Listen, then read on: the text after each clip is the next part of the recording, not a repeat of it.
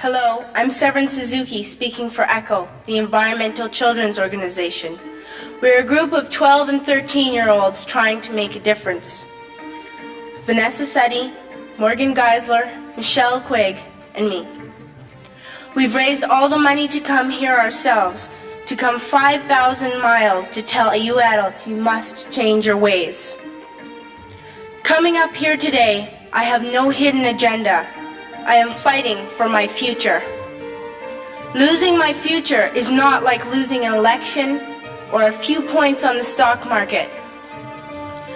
I am here to speak for all generations to come. I am here to speak on behalf of the starving children around the world whose cries go unheard.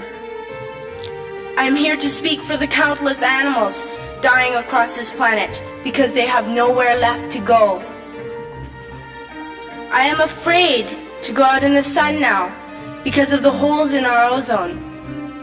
I am afraid to breathe the air because I don't know what chemicals are in it. I used to go fishing in Vancouver, my home, with my dad, until just a few years ago we found the fish full of cancers. And now we hear of animals and plants going extinct, every day vanishing forever. In my life, I have dreamt of seeing the great herds of wild animals, jungles and rainforests full of birds and butterflies. But now I wonder if they will even exist for my children to see. Did you have to worry of these things when you were my age? All this is happening before our eyes, and yet we act as if we have all the time we want and all the solutions. I'm only a child and I don't have all the solutions. But I want you to realize, neither do you. You don't know how to fix the holes in our ozone layer. You don't know how to bring the salmon back up a dead stream. You don't know how to bring back an animal now extinct. And you can't bring back the forests that once grew where there is now a desert. If you don't know how to fix it, please stop breaking it.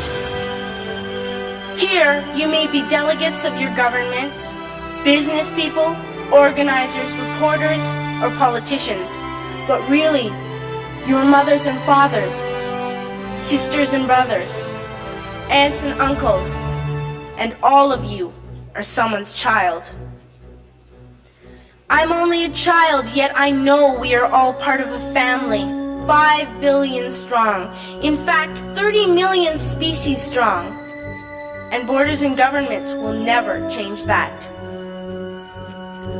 I'm only a child, yet I know we are all in this together and should act as one single world towards one single goal.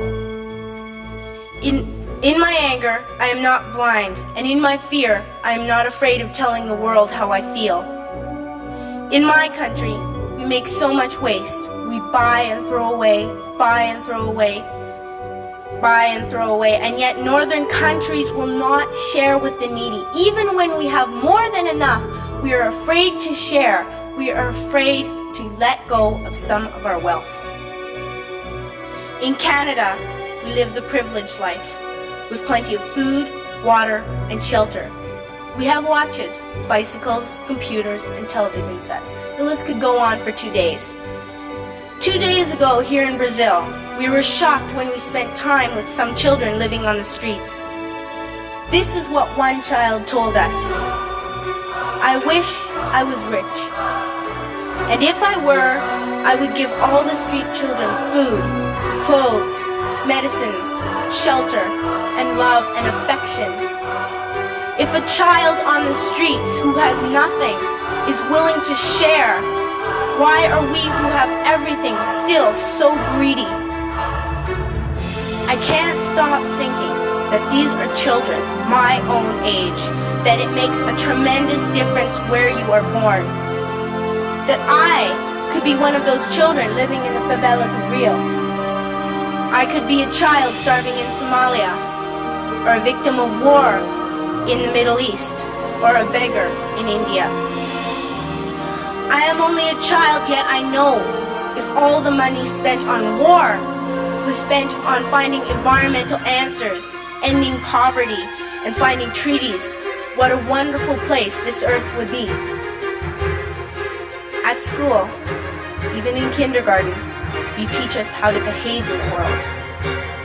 You teach us to not to fight with others, to work things out, to respect others, to clean up our mess, not to hurt other creatures, to share, not be greedy. Then why do you go out and do the things you tell us not to do? Do not forget why you are attending these conferences, who you're doing this for. We are your own children. You are deciding what kind of a world we are growing up in. Parents should be able to comfort their children by saying, everything's going to be all right. It's not the end of the world, and we're doing the best we can. But I don't think you can say that to us anymore. Are we even on your list of priorities? My dad always says, you are what you do, not what you say. Well, what you do makes me cry at night. You grown-ups say you love us, but I challenge you, please, make your actions reflect your words.